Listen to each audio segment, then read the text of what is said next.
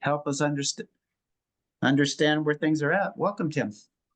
Thanks, Ted. Thanks for having me back. I'm happy to talk about Canada the Illusion once again with some new information that had been dug up over the last few months. Um, it hasn't really changed a lot of stuff. It has really more or less deepened the information and made some new connections. So I will share my screen and we'll start the presentation. Just quickly. All right. Can everyone see the presentation screen? I can. Canada the Illusion reworked. Yes. Perfect. So I want to just put a disclaimer out before I start that everyone's responsible for their own awakening and nobody else can do this for you. I don't want people to simply blindly follow me and take my words for the presented facts. Simply allow me to guide you. I want everyone to read these documents by themselves. Review all the primary source documents referenced. Keep in mind that each source needs to be viewed in light of the timeline, the historical context of the writing, and even the politics of the day. So something that might have been done in 1926 is not the same as it would be done today. I'm always fully transparent with my research. I have never charged any money for any of this. And if anyone wants to see the source documents, have some more guidance, has any questions, here's my contact information. The website has a link to Twitter and Telegram, and here's also an email that you can use to contact me. So let's jump right in. I'll try to keep it within the allotted time. I may not read every single word that's on the slides, so we'll go through. A little bit of history that is relevant. In 1670, the Royal Charter of the Hudson's Bay Company was issued for Rupert's Land. In 1759, at the Battle of the Plains of Abraham, Great Britain defeated France. And in 1763, with the Treaty of Paris, New France was renamed to the province of Quebec. Also in 1763, as we will see later on, the first letters patent appointing a governor general were issued for the province of Quebec. In 1776, the 13 British colonies to the south declared independence from Great Britain, and they formed the United States of America. And then in 1791, the Constitutional Act divided the province of Quebec into the provinces of Upper Canada and Lower Canada, and that becomes a little bit important later on again. In 1840, the Act of Union merged the colonies of Upper Canada and Lower Canada into the province of Canada. In 1864, the colonists wanted to be a little bit more independent, so at the Quebec Conference, delegates from each colony discussed the desire to form a federal union under the umbrella of a constitutional monarchy. From 1861 to 1865, we had the American Civil War between the North and the South, and that also becomes a little bit more important later on. In 1866, the chairman of the delegates from the colonies, John A. Macdonald, participated in finalizing the Kingdom of Canada Bill at the London Conference to draft the BNA Act, and the colonists put a lot of trust into this man. In 1867, the British North America Act went into effect on July 1st and created the Dominion of Canada. As we will see, it was a united colony.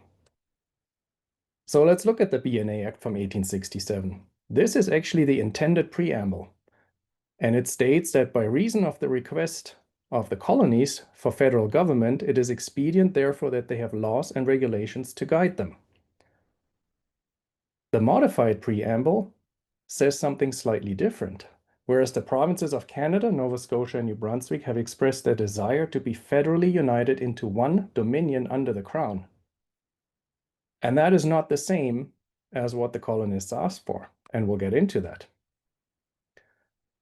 In 1865, the British Empire passed the Colonial Laws Validity Act. That was done in response to the Quebec resolutions, and it clearly states that the term colony includes all of Her Majesty's possessions. So it basically was a direct slap in the face to the colonists saying, you are a colony and there's nothing you can do about it. But then in 1889, the Interpretation Act made it even more clear. It defined a British possession to be any part of a dominion, and it defined the term colony to be any part of a dominion. The Dominion of Canada was a colony of Great Britain and not an independent country, and it did not confederate in 1867. The BNA Act was further not brought back to Canada for the United Colony to sign and ratify. And it is still located in the United Kingdom and has always been the property of the Parliament of the United Kingdom and not Canada. Before we go further, we have to talk about sovereignty and title to land and how that is actually defined. So, 1625, Charles I ascended the throne as a sovereign. He was a total sovereign. From 1642 to 1659, we had the English Civil Wars. At the end of those, Charles I was executed. The monarchy was abolished, and Oliver Cromwell, that you can see on the right, was made Lord Protector. In 1660, Charles II was invited to restore the monarchy. He ascended the throne, but with powers now limited by Parliament and the City of London. Since around 1660, the king or queen has not been a sovereign. He's been a monarch, and that's a very distinct difference. What's the definition of sovereignty? The Encyclopedia of American and British Law states that the right to exercise the power of eminent domain is inherent in sovereignty, necessary to it and inseparable from it. From the very nature of society and organized government, this right must belong to the state. It is a part of the sovereign power of every nation. It exists independent of constitutional recognition, and it existed prior to constitutions. So what does that mean? It means that sovereignty and the ownership of land are inseparable. Eminent domain means that a government can reclaim land that was previously given to someone else. But in order to do so, they need to own it. You need to be the sovereign, and you need to have ownership of the land to be a sovereign. Since around 1660, the title to all British lands, all British possessions, was held by the Crown and Chancery. And the Crown, as my research has shown, the Crown is not the royal family or the monarchy. The Crown is actually the private corporation of London that is situated in the City of London. And it's not the king or the queen. The Crown and Chancery is the legal and executive power of the Crown. The Crown Office in Chancery is formally known as the Lord Chancellor's Department. The Permanent Secretary is the clerk of the Crown and Chancery. That becomes important because that is the guy who usually signs the letters patent and oversees that. The Lord Chancellor holds custody of the Great Seal of the Realm. And that's also very important because the Great Seal of the Realm is required on any letters patent and royal proclamations. If there's a letters patent that doesn't have the Great Seal, it is null and void. It doesn't apply. The Lord Chancellor is a member of the Privy Council and Parliament. The Governors General receive their authority only from the Crown and Chancery by means of letters patent. And in that process, neither the King or Queen or any member of the House of Commons or House of Lords can interfere. The Privy Council was a secret council that advised the king or queen and whose members were senior figures from parliament, judges, diplomats, and also military leaders. The Privy Council in 1622 established the Lords of Trade and Plantations to manage the land of the colonies. The Lords of Trade and Plantations, which was later called the Board of Trade, received its authority from the Crown and Chancery. The ultimate jurisdiction was held by the Secretary of State and the Privy Council. The Secretary of State administered the affairs of the Crown and Chancery and the retention of the colony. But the Secretary of State had not any executive authority within the colony. That executive authority was exercised by the Governor General. And here we have Governor James Murray, appointed in 1763 for the province of Quebec. Again, Governors General receive their authority only from the Crown and Chancery by means of letters patent, not from a king or queen, not from a House of Commons, not from a House of Lords. After the Governor General is appointed and the letters patent are attested and the Great Seal of the Realm is applied, then the governor is presented to the king or queen to receive letters of instruction, but that is a pure formality. Let's look at the letters patent from 1763. They were issued to General James Murray for the province of Quebec. Those are documented in sessional paper number 18 in the Dominion of Canada archives. They were issued by the Lords of Trade and Plantations, located in the Treasury Chambers at Whitehall, and sealed with the Great Seal of the Realm by the Lord High Chancellor. This letters patent constituted the executive government. Instructions to Governor James Murray actually refer back to the commission, the letters patent, and state that he is tasked with executive government. They further state that he may receive further appointments directly from the Privy Council. Now, we'll see why the 1763 letters patent is so important. How is this connected to the BNA Act in 1867? Section 6 of the BNA Act divided the previously formed province of Canada to resurrect the province of Quebec. Remember, the province of Quebec had been divided in 1791, renamed, and merged into the province of Canada in 1840. Now, why would this be important? Section 12 of the BNA Act states that all powers, authority, and functions which are at the Union vested in or exercisable by the respective governors of those provinces or by those governors individually shall, in relation to the government of Canada, be vested in and exercisable by the Governor General. So what does this mean? Canada could not have two central governments. The Governor General was already constituted as the executive government in 1763 for the province of Quebec. So they had to resurrect the province of Quebec to have continuance. The BNA Act did not constitute the Dominion government. It simply ensured that the Governor General continued to be the executive government, but now for the entire Dominion. That led me to make a flowchart because there was a lot of facts, a lot of information that was all in one place here.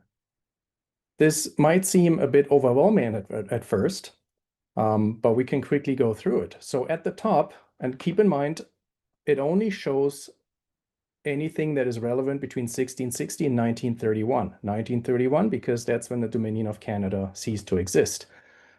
It only shows anything that is relative to Canada and land ownership and how letters patent were attested and issued. There might be other parts that are not shown here, but those are not relevant to what we're talking about. At the top, we have the Crown, which is the private corporation of London. Under the Crown, you have the legal and executive government, as well as the monarch. Part of the legal and executive government, we have the Crown Office in Chancery and the Privy Council. The Privy Council advises the monarch, but not vice versa.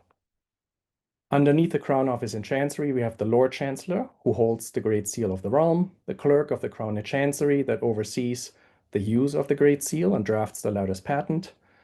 We have the Secretary of State, who administered the affairs of the Crown in Chancery and recommended the Governor General. As mentioned earlier, in 1622, the Lords of Trade and Plantations were established, and they managed trade and foreign plantations. With the Crown Office of Chancery, the Lords of Trade and Plantations issued the first letters patent in 1763. That was the constitution of the executive government for the province of Quebec.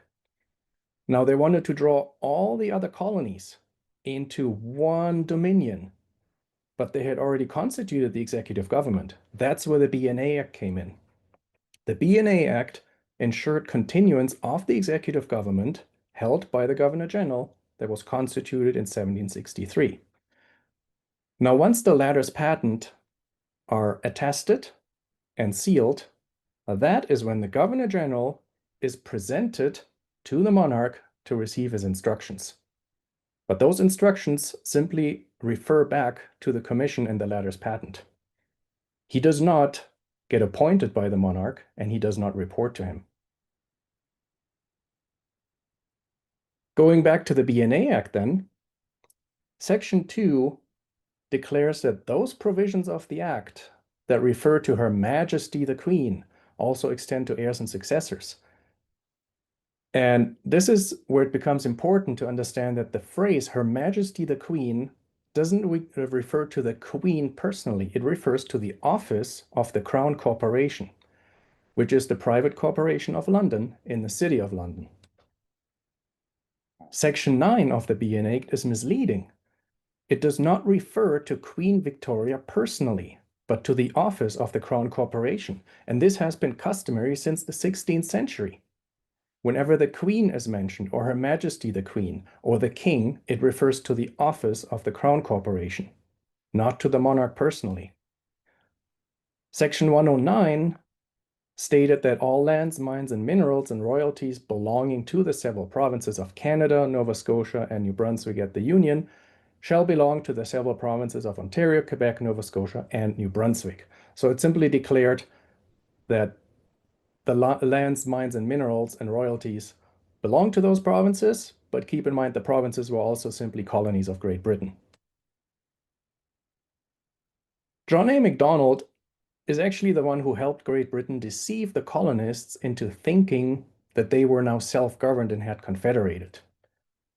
He was made a Knight Commander of the Most Honorable Order of the Bath, being granted the title of Sir, just 2 days prior to the B&A Act coming into effect. He received generous titles, appointments in the British monarchy, a much younger second wife, and an annual salary of, in today's dollars, about $125,000 in return for a betrayal of the colonists. He had been a Freemason since 1844 and became a member of the Order of the Masonic Knights Templar in 1854. So that leads me to the question, why is he called the father of Confederation when Confederation was actually never achieved and when he betrayed the colonists? I want to talk about the Hudson's Bay Charter. So we'll go back a little bit in time because it has come up in the news recently, and there may be some confusion with regard to the role that the Hudson's Bay Charter is playing. In 1670, through the Hudson's Bay Charter, Rupert's Land was defined as a British colony, very clearly. Plantations or colonies in America called Rupert's Land. The charter reserved sovereign dominion to the grantors of the charter, their heirs and successors, the office of the crown. Sovereign dominion means they still have the upper hand. They hold the title. The use of Rupert's Land was granted through a latter's patent to the Governor and Company of Adventurers of England trading into Hudson's Bay. That was their name. The use of Rupert's Land is because they only received the territory. Now, the term territory refers to management of land, but not the land itself. It constituted and granted authority, courts, government, trade, and commerce, usage rights to all mines and minerals, and perpetual succession to the grantees. Forever. Those words are extremely important. Forever literally means forever. An annual payment to the grantors was 2 elks and 2 black beavers. And that again shows that there was no absolute transfer of land ownership. If you pay rent, you don't own it. It's as simple as that. It granted full executive authority and power, including army and defense, at all locations of factories and trade. The charter was sealed with the Great Seal of the Realm. Zoomed in, this is a Great Seal of the Realm at the time. At the bottom of the charter, it states, by writ of Privy Seal. That was an intermediate step, signifying consent of the monarch before the Great Seal of the Realm was applied. Royal charters, which are latter's patent, granting incorporation, land, exclusive trading rights, they were all major constitutional documents and absolutely required the Great Seal of the Realm to confirm their legitimacy and permanence. Now recall, the Great Seal of the Realm is in the custody of the Lord Chancellor in the Court of Chancery of the Crown, and no letters patent are valid unless sealed with the Great Seal of the Realm. And the sealing of these documents is performed by order of the Lord Chancellor under the supervision of the Permanent Secretary of the Crown and Chancery, called the Clerk of the Crown and Chancery. So is it then correct to say that King Charles II granted this charter, the latter's patent? Or did perhaps the Crown and Chancery grant this latter's patent? Let's talk about the Rupert's Land Act. In 1865, after the American Civil War ended, the Crown was very afraid the United States of America may annex Rupert's Land and the Northwestern Territory, and even British Columbia at the time. And the reason for that is because Great Britain had secretly financed and supported the Confederacy, the South, in the American Civil War. So the North was really mad. Section 146 of the BNA Act provided for the addition of other lands and colonies to the Dominion of Canada. And on July 31st, 1868, the Rupert's Land Act was passed to add the use of Rupert's Land and the Northwestern Territory to the Dominion of Canada with certain terms and conditions. And we'll take a closer look at that. In the Deed of Surrender from 1869, those details were defined. Rupert's Land included the whole of the lands and territories held or claimed to be held by the company. Now here's the key. In the 1670 charter, the held and claimed land was tied to the term territory. They did not get complete allodial land ownership. It means they could only claim the land that they had developed and used. And that wasn't a whole lot. Land that had not been claimed, used by the company by 1869 automatically belonged to the Crown because it was defined as a British colony. The company was allowed to continue to carry on in Rupert's Land or elsewhere with trade and commerce. They also got to retain their posts and stations and a limited future claim to blocks of land. But all rights of government and proprietary rights and all other privileges, liberties, franchises, powers, and authorities were to be absolutely extinguished in the transfer. So the Dominion of Canada, the government of Canada at the time, paid £300,000 to the company. Today, that's around $83.5 million. The surrender was to the Queen's Most Gracious Majesty. Remember, that is not the Queen personally. It is the office of the Crown Corporation, the private corporation of London in the City of London. The people ultimately paid the price, but they did not get the title to the land or any of the mines and minerals that came with it. The Dominion of Canada, though, had to show use of land so that it could make claim to the land. Why? Because that's how it was defined in the 1670 Hudson's Bay Charter. And the charter defined that and called it forever. So you couldn't just take it back. That's why the Dominion of Canada, the government of Canada at the time, passed the Dominion Lands Act, and I think a year later the Homestead Act, in which they fully granted absolute ownership of about 160 acres to eligible individuals as long as they showed improvement to the land and occupied it. Over 625,000 allodial Crown grants, land patents, were issued between 1872 and 1930, and those are the dark gray colored areas. It occupies, it means a lot of Manitoba, Saskatchewan, Alberta, and going into parts of British Columbia. Any land that was not granted through the Dominion Lands Act was held by the Crown, the private corporation of London, because it was defined as a colony. In 1878, there was a lattice patent, and that is very well hidden in sessional papers. With those lattice patent, in 1878, the Crown, the office Crown, instituted the office of Governor General of the Dominion on a permanent basis. So why did they do this? Well, every 4 years with the BNA Act, the Governor General would have to go back to London, go through the House of Commons, the House of Lords, get his whole lattice patent reattested, re-signed. They wanted to streamline that process. So by instituting the Governor General, the office of Governor General, on a permanent basis, you didn't have to go through that process anymore. The Governor General simply received one letter and that was it. This commission constituted that the executive government of the Dominion is exercised by the Governor General. And remember, this was already constituted in 1763, not in 1867. Section 9 clearly states that the Crown, the private corporation of London, declared full power and authority including heirs and successors. Again, letters patent. It's an official declaration used to grant patent rights by the Crown and Chancery to officially grant titles and office to people or make other declarations. In 1893, there was a Statute Law Revision Act. What was the purpose of this act? The purpose was to repeal enactments that had become unnecessary. All enactments that were listed in the schedule to the act were repealed, subject to the provisions of the act. The repeal of any enacting clauses would not affect the validity of the corresponding act. Once an act is enacted in law, the enacting clause is redundant. Removing it after the act has been enacted does not make the act all of a sudden null and void.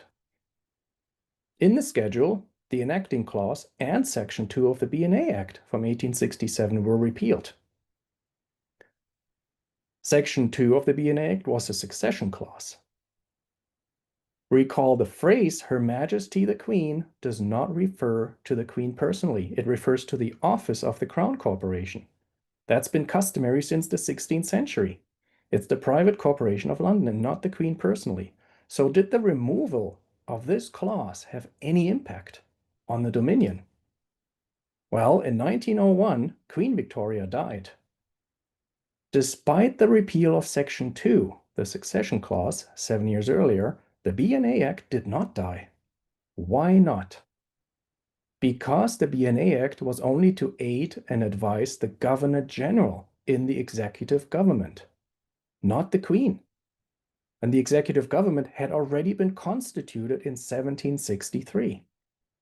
Also, it didn't die because the Crown, the private corporation of London, had instituted the office of Governor General on a permanent basis in 1878, and it declared full power and authority, including heirs and successors.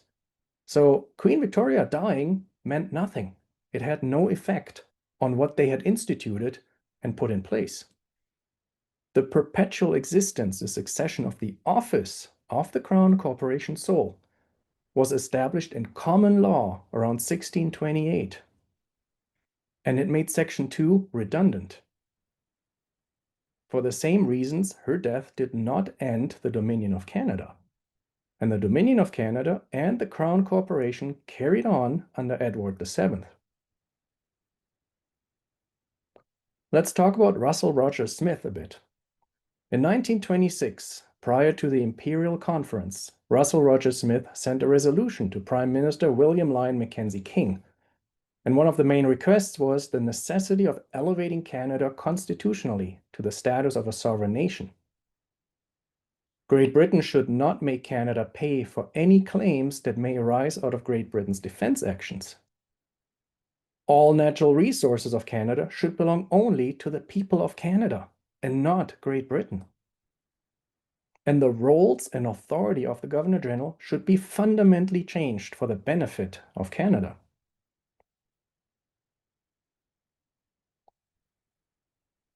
In October of 1926, the Imperial Conference in London was led by Lord Arthur J. Balfour, William Lyon Mackenzie King, and other representatives of the other dominions of Great Britain.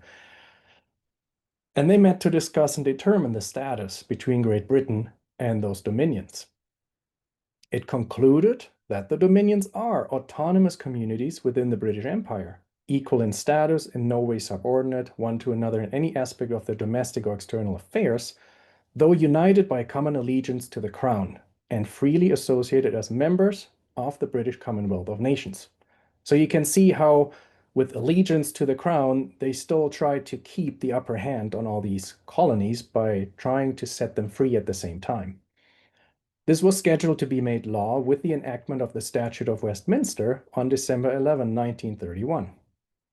So let's talk about the Statute of Westminster.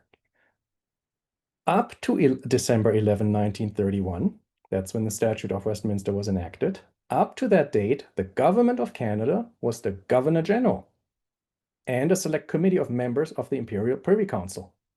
It was a dictatorship.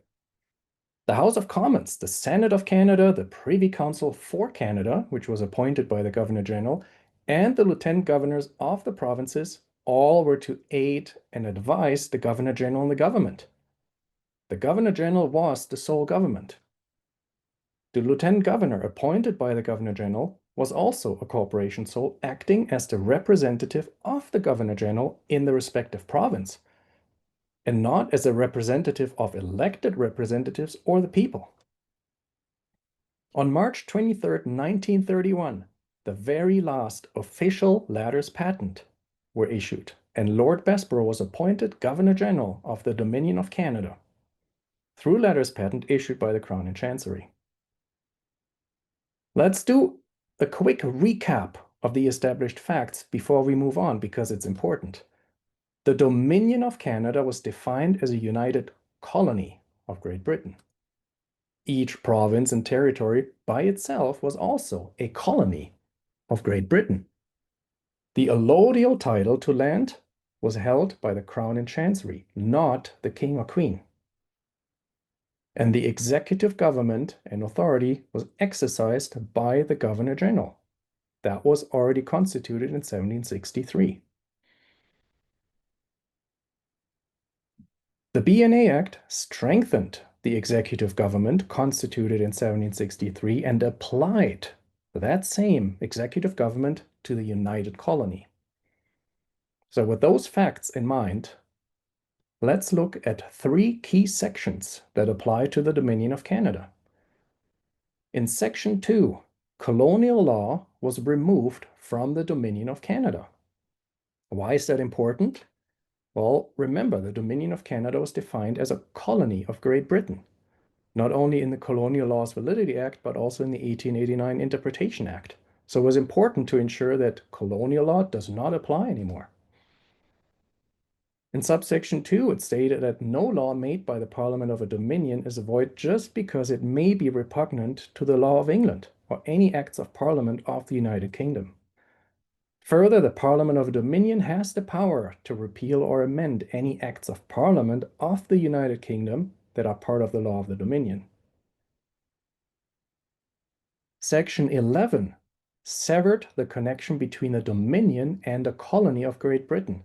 And this is probably the most important section. The key word here is notwithstanding. Notwithstanding means it overrules something. So it says notwithstanding anything in the Interpretation Act from 1889. It means it overrules whatever the Interpretation Act states. Well, what did the Interpretation Act state? It clearly defined a British possession to be any part of a dominion, and it defined a colony to be any part of a dominion. So all of a sudden, the provinces were not joined as one colony of Great Britain any longer.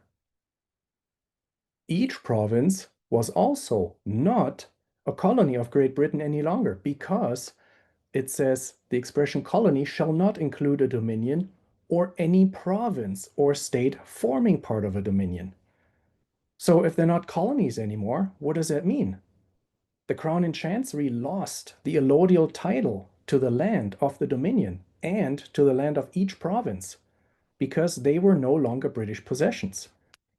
If it's no longer a British possession, you don't have the title to the land anymore. With that, the Governor General was automatically removed because the Crown and Chancery had no more title to the land. You can only have executive government and appoint someone to run the executive government if you actually own the land under your feet to make that claim. As soon as that land title is removed, there's no point in appointing a Governor General. You simply can't. That also means that each province naturally took ownership of the land. And as soon as you have title to the land, it's tied to sovereignty. Each province became sovereign. Section 7 is very misleading, subsection 1. And that is a lot of people getting confused here. It attempts to exclude the BNA Act from this statute. It says nothing in this act shall be deemed to apply to the repeal, amendment, or alteration of the BNA Acts. Well, but keep in mind, the BNA Act was only a guide of the Imperial Parliament to aid the governor general in the government. It could only be effective as long as there's a duly appointed governor general, because nobody else can use it.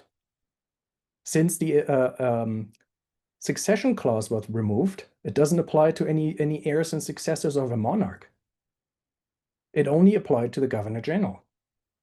So the governor general was appointed only by the crown and chancery, and only as long as the crown and chancery held the title to the land. But section 11, as we just went through, severed that connection. They didn't have the title to the land anymore, so there was no point in appointing a governor general. The crown and chancery was no longer able to appoint one. So the result is that this subsection is completely redundant, and you can fully ignore it because it is meaningless. The B&A Act is still there. Yes, it's a live document, but it cannot be used by anyone. Why? Because it can only be used by a governor general. But there's no governor general anymore because they couldn't appoint one anymore. Subsection 2 clarifies that section 2, which removed colonial law, also applies to any of the provinces. It provided that no law made by the Parliament of a Dominion is void just because it may be repugnant to the law of England or any acts of Parliament of the United Kingdom.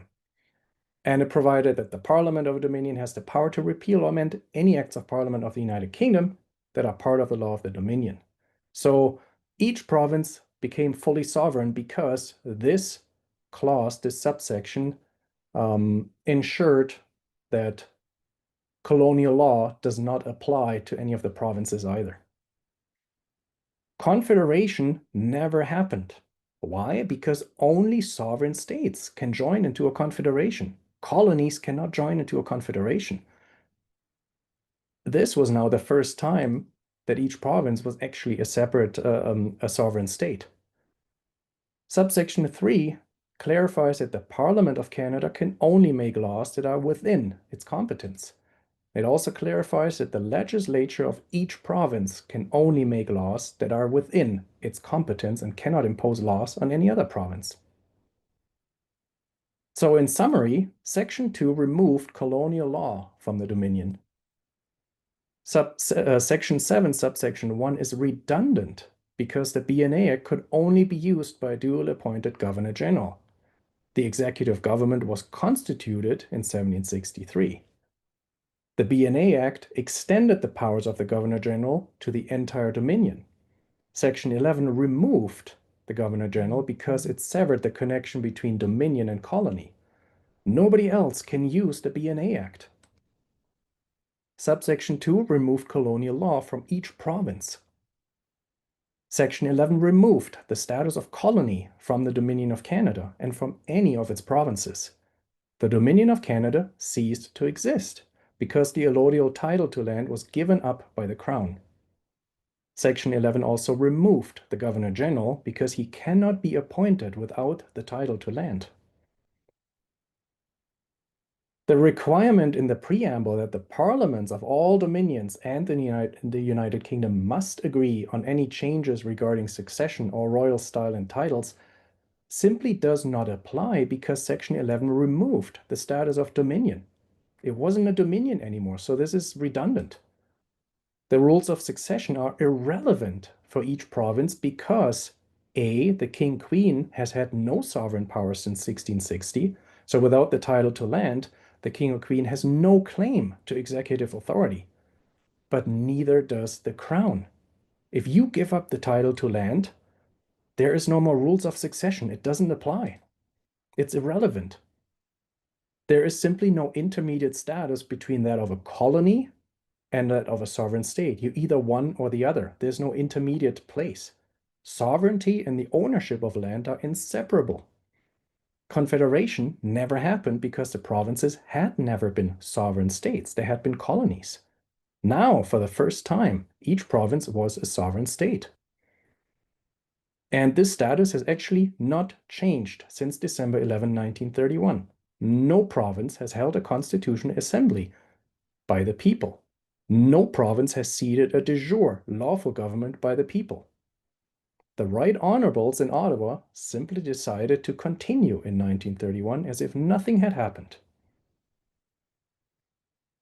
In 1936, the Parliament of Canada, keep in mind, illegitimate, since December 11, 1931, attempted to revise the Statute of Westminster, but without success because they couldn't revise it.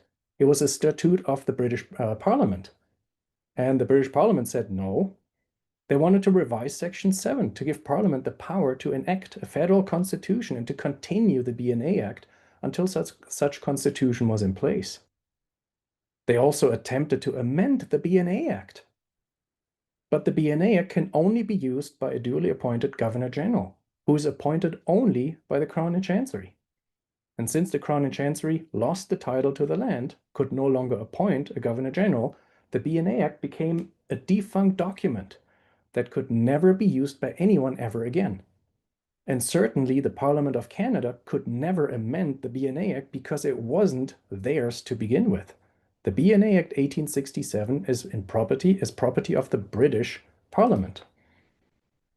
On the website of the Governor General of Canada, it is stated that until 1931, Canada's Governor General was chosen by the sovereign.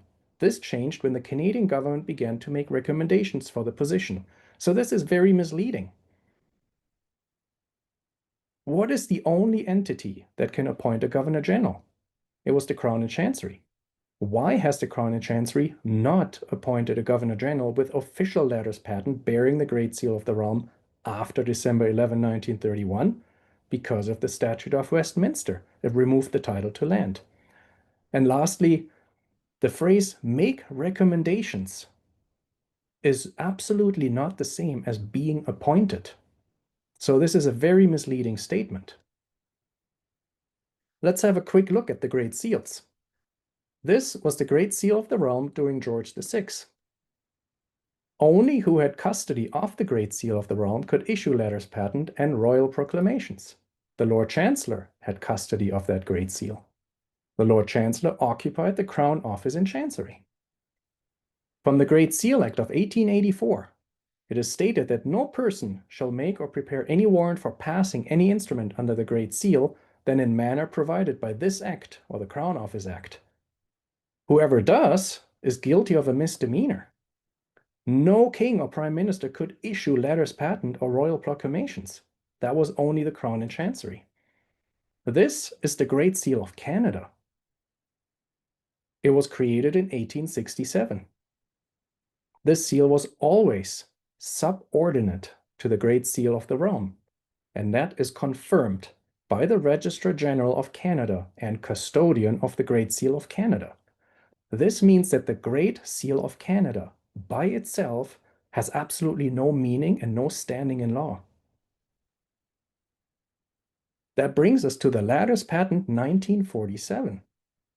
In 1947, Prime Minister, illegitimate, after 1931, Mackenzie King issued letters patent appointing a Governor General, signed by Mackenzie King and apparently King George VI. Now, neither one actually had authority to sign these letters patent, as we just established. King George would have violated the Great Seal Act. Why would he do that? Mackenzie King, did he perhaps forge the signature of King George? I guess we'll never know. Was this perhaps an act of insurrection against the Crown and Chancery? These letters patent do not display the Great Seal of the Realm. As you will see shortly, this is the Great Seal of Canada. You'll see the resemblance if you look up here and if you look at the bottom. This is the Great Seal of Canada. Does it have any relevance? Does it have any meaning? Does it have any standing in law? Only the Lord Chancellor of Great Britain, the Crown and Chancery, can issue letters patent. Nobody else has the power or authority to do this. These letters patent have been illegitimate and unlawful since they were not issued by any competent authority. In 1976, Walter Cool wrote a letter to René Lévesque explaining that Quebec did not need to seek a formal separation because the province had been completely independent and sovereign since December 11, 1931.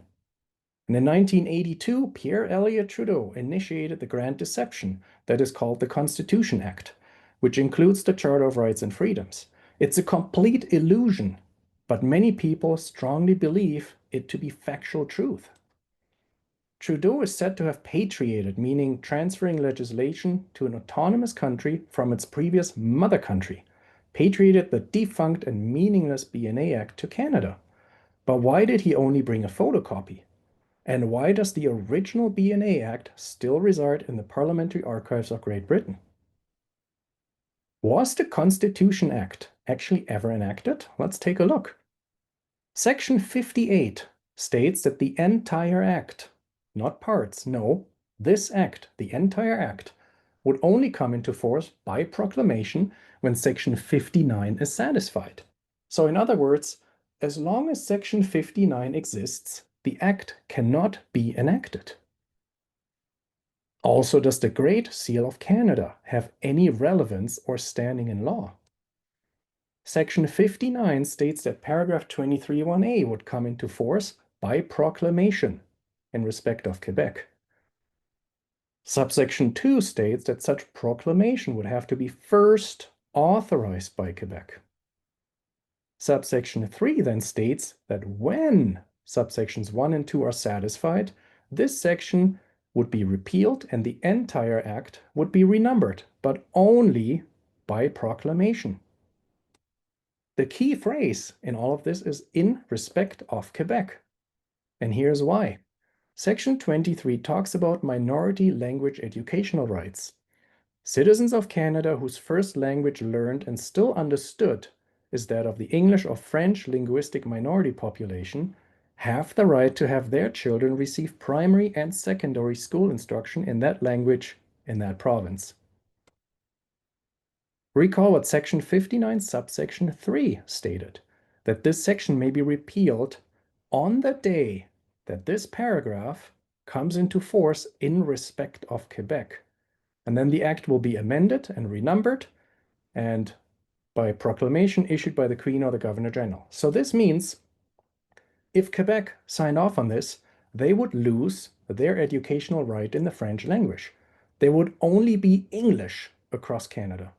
And they would not be allowed to have their children receive primary and secondary school instruction in French.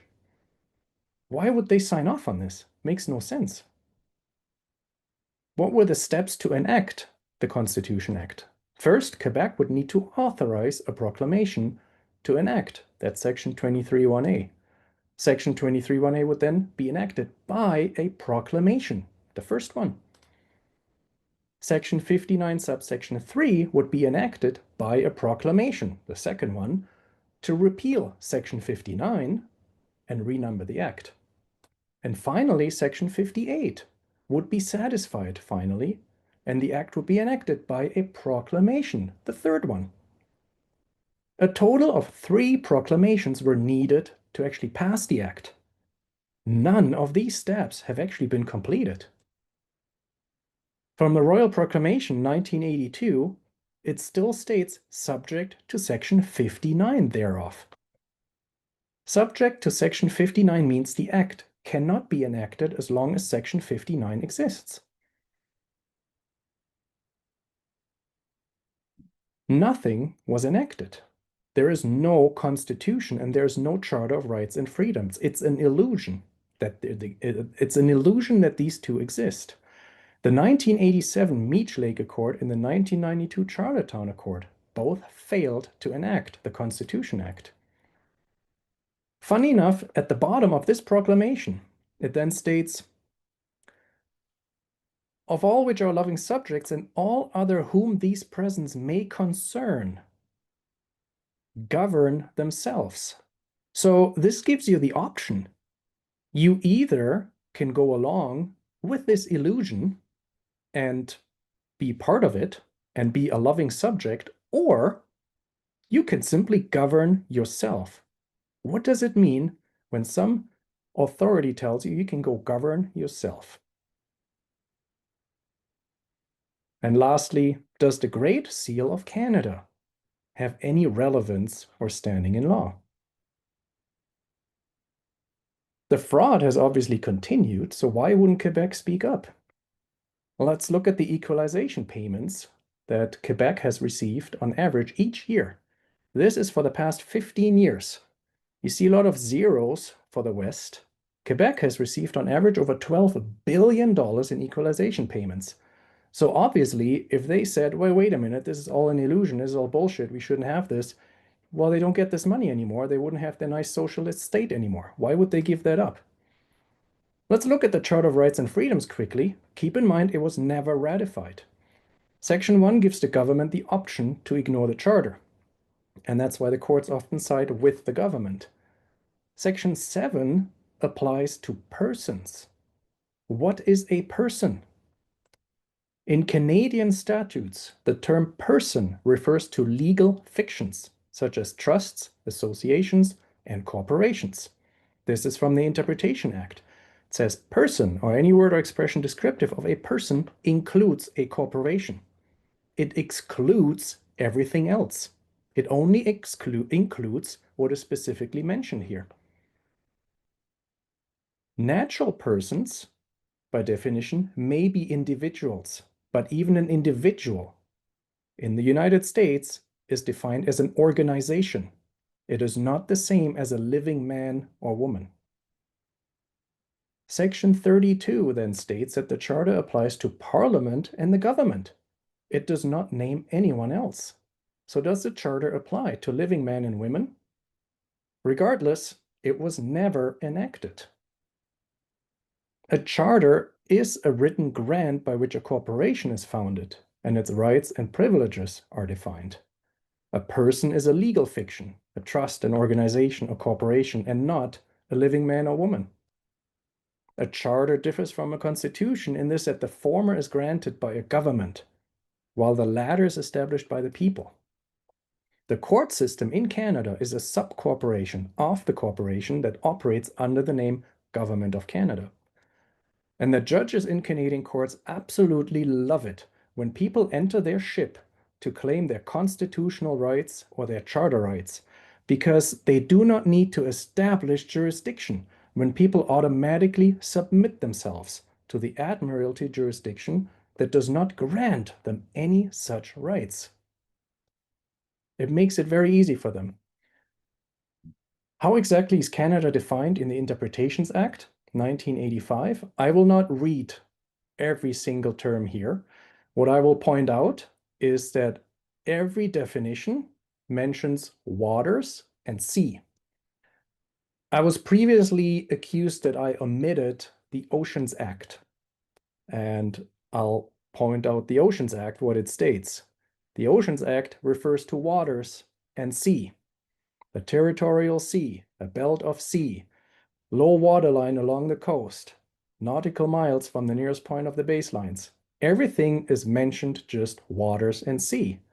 This is really funny. For greater certainty in any area of the sea not within a province, the seabed and subsoil below the internal waters of Canada and the territorial sea of Canada are vested in Her Majesty and Right of Canada. So Her Majesty and Right of Canada, which is the Crown office, simply has jurisdiction in the water. That's it. The land is absolutely not mentioned anywhere because they do not have the title to the land. They haven't had it since December 11, 1931. Because this is really important, it has come up in the last few months with referendums. Let's take a look at the Clarity Act 2000 and how it's actually designed to completely screw over the people. The Clarity Act was based on a Supreme Court opinion, not a ruling. An opinion is very different from an official ruling. The government is actually entitled to formulate the wording of a referendum, not the people. And democracy all of a sudden does not mean a simple majority anymore. No, now a clear majority only gets you to negotiate, not even to secede. And only after a qualitative evaluation determined whether that clear majority has even been achieved. So who gets to determine all of this? Secession is also tied to the loss of Canadian citizenship. Now, Canadian citizenship is the government slavery system. But of course, you need a Canadian passport to be able to travel. However, here's the catch-22. Unless 100% of all people of a province vote to secede and at the same time lose Canadian citizenship, there will never be negotiations about secession. So, what are the chances of success here?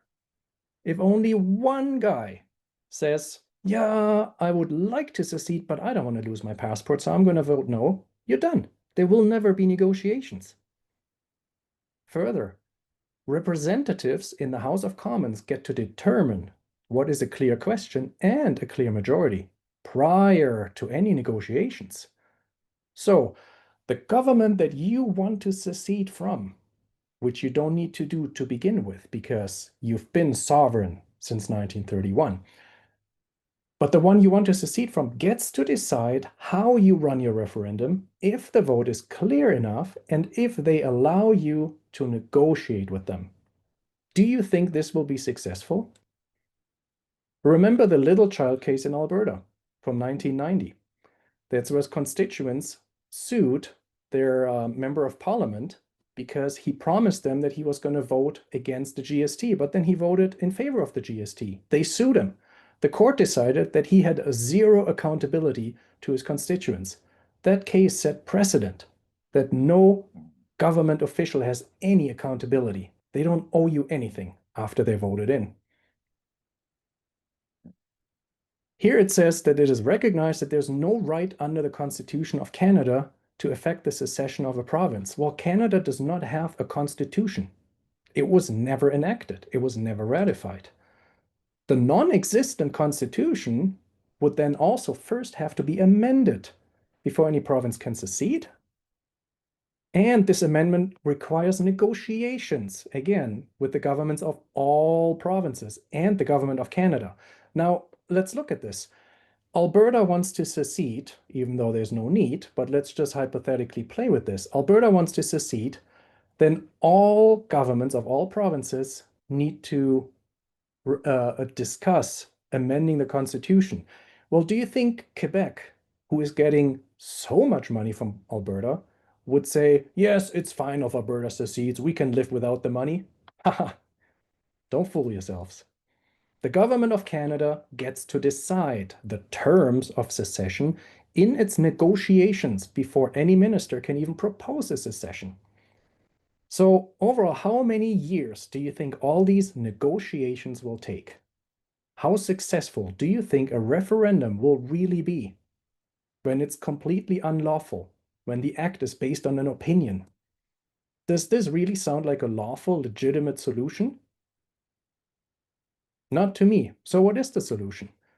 First of all, I hope everyone goes and educates themselves and educate your children. Research the facts. Contact me, I'll give you all the source documents.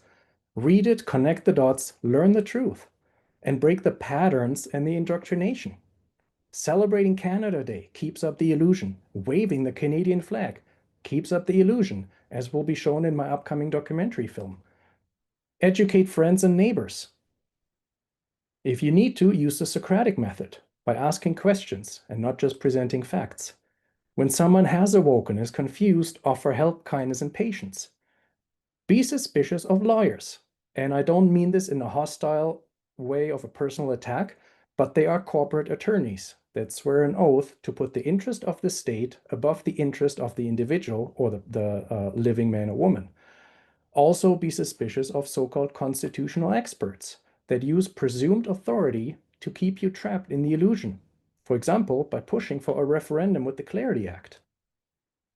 When people in each sovereign province are ready, we will hold a constitutional assembly. And in that assembly, we'll elect delegates and agree on a provincial constitution. After that, a lawful government is seated. And that happens without corporate involvement of any kind. And only after each province has been properly established with the constitution and a lawful government can all provinces then discuss if they want to federate all of the provinces. Absolutely no politician, minister, judge, governor general, etc. of the current illegitimate de facto system actually needs to be asked for permission. Nobody needs to be asked for permission. The people have been the sovereigns since December 11, 1931. Everything starts with a peaceful declaration of independence and sovereignty by the people.